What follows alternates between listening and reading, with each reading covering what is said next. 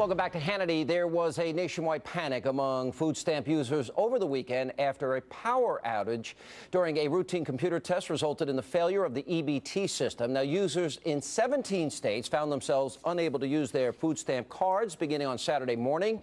Now, shoppers in most states had to leave their groceries behind, but one store in Louisiana, well, they were able to simply show their EBT card and take home all the groceries they wanted, literally leaving with carts full of food and emptying every single aisle. There was nothing left. Now, this wasn't the case in the other states, as users were outraged over the food stamp glitch. Take a look at all of this. You got rent, bills, and, everything else you got to take care of. There's not a lot left over to cover food, and that's why the food stamps are so important. When you don't have income and you can't find a job because there ain't no jobs out here, it puts food on your table. It's not working at all. That's my money. That's how, that's how I pay my bills. That's how I feed my kids. And here with reaction, former New Mexico Governor Bill Richardson, Fox News contributor Deneen Borelli, and from the Fox Business Network, Charles Payne. Good to see you. Congrats, by the way, Governor, on your new book. Thank you. Congratulations. Thank you. Big success. Thanks for the blurb you wrote for me. Listen, I we've always disagreed, but I've enjoyed civil debate with you. I got to give you a lot of credit, and I'm going to pull you over to my side eventually. Governor, here's my first question. 1 in 5 kids, 5 years into Obama's presidency, 1 in 5 kids in this country are in poverty. 1 in 6 Americans are in poverty. I'm going to put up on the screen, you look at the number of Americans from January 2009 to June of 2013. Look at that. We now have nearly doubled the number of Americans on food stamps. Hey, is that economic success? Is that a good, and the debt went up $7 trillion. Sean, when you look at Obamacare, and that's one area that we disagree, 30 million Americans are going to get health care. 15 million just in the last weekend signed up for the health coverage. Huh? 30 million won't be insured, according to CBO, after the full implementation of Obamacare. I mean, my point is that there are a lot of poor people in this country. There's no question about it. The economy is not in good shape. The food stamp program, programs that are social in the states too. I had these glitches too with unemployment insurance, for instance. This happens, and it's unfortunate, but we do have a crisis in this country with the inequality and income gap. There's no question about it. Let me show this video again, and you see this panic of people racing through the stores. The Walmart, I believe it was in Louisiana, the cupboards are bare. After just a couple of hours, people grabbing everything they can. There's 1 in 6 Americans in that position.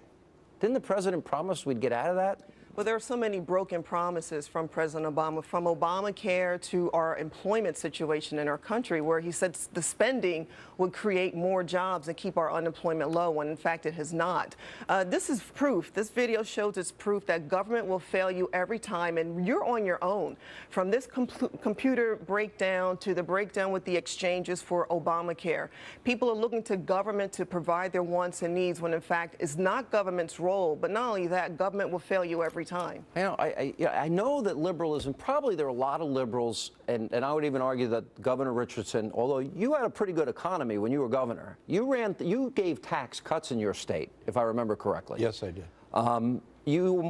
But I would argue that maybe a lot of liberals have a good big heart, but I think to creating a point where people are that desperate, living, hanging by a thread, rather than an economy that is thriving and growing, and that we're using our energy resources, for example, it seems like we're going just the wrong direction. I agree 1,000%. You look at the issues we're dealing with right now. These are the same issues that LBJ was talking about with the so-called Great Society and all of the quote-unquote solutions back then. Fast forward 50, 60 years later, and we're still trying to pass the same sort of legislation for those same problems. And by the way, trillions of dollars later. And I got to tell you, here's the problem I have with it. When the governor talks about income inequality, that is a specious argument at best. First of all, it supposes that we have a static economy that doesn't move. Our economy swells. It grows. There's opportunities. Sean, you could be worth $1 billion, and I can still have a fantastic life. You're not going to suck up all the money out there. And that's the fallacy that we're promoting to people, that you're poor because somebody else is rich. You can't get ahead because someone else has gotten ahead. Therefore, let the government take care of you, back to Deneen's point. Governor, let me go back to you.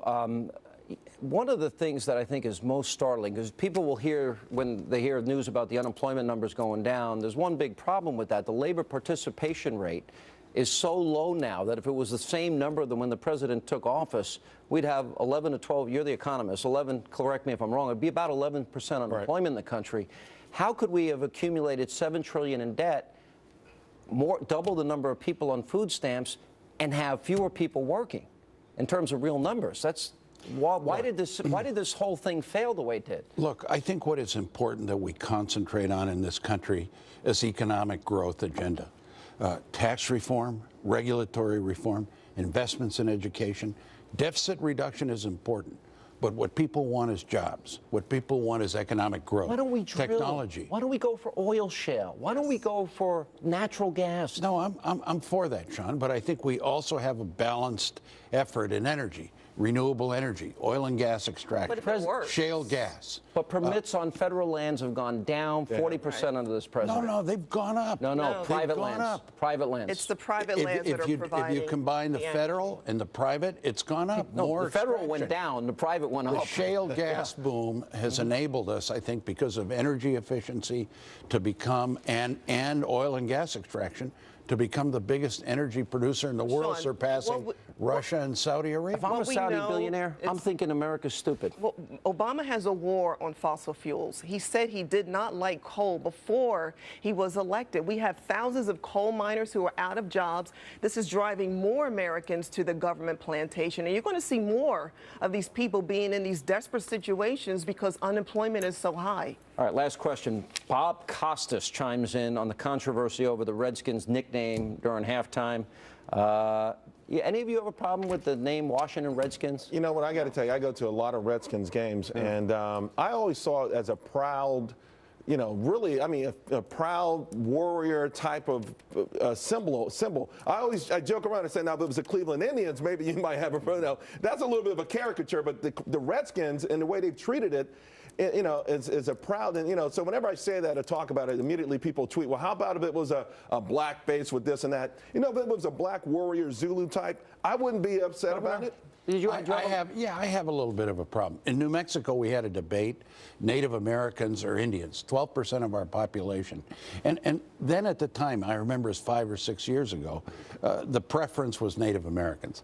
I think Redskins goes a little too far, but is it a major social, economic issue of the country? Do you think that's designed to hurt anybody? No, but just because there's what, 3 people, 4 people, there's more 10 people that there are a lot of complain? tribes out there. You know, the tribes, they never get any kind of attention and recognition. This is it, though. I think it's worth changing it. Instead of economic opportunities, education, alcoholism, real problems within the Native American community. Someone outside of that community sparked this because they love sparking special interest groups, special baskets of victims, and this happens to be the latest one. Native Americans don't like to be called that. Well, and also, I just want to see good football. That's all I want to see. I'm with but you. Also our president inserting himself into this conversation, too. Hey, I'm a big RG3. Sorry. He's doing better. He's doing better. He got hurt, and he's going to be a rock star in future years. I can bet there. All right, guys, good to see you. Thank you all. Appreciate it.